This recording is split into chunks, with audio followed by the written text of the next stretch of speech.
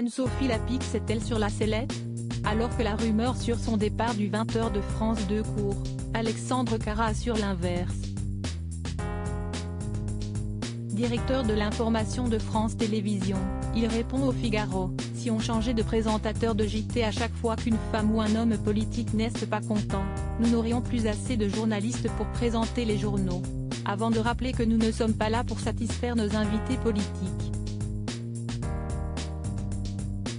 Quant à Anne-Sophie Lapix, il salue son professionnalisme, sans concession lorsqu'elle mène ses interviews.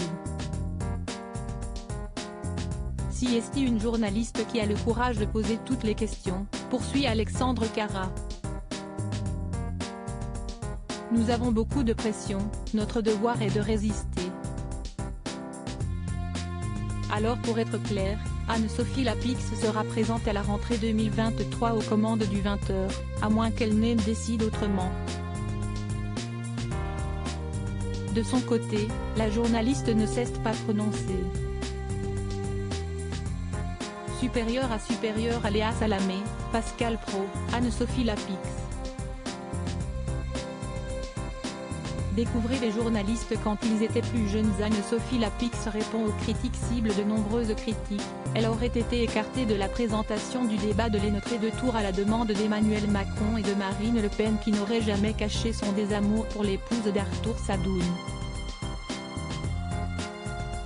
Je ne suis pas non plus le Che Guevara de l'info, mais le fait de poser des questions un petit peu incisives gêne les politiques, et finalement aujourd'hui, si est-il une espèce de protection, a expliqué la journaliste sur le plateau de C'est Médiatique sur France 5 ce dimanche 11 décembre.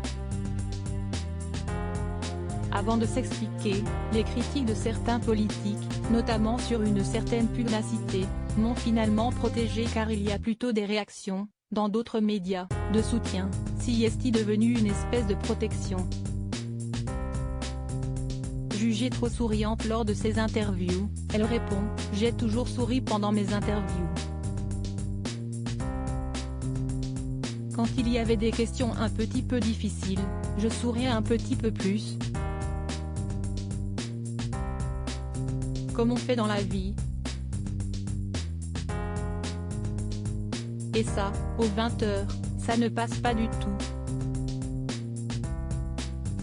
Donc j'ai essayé de gommer ça.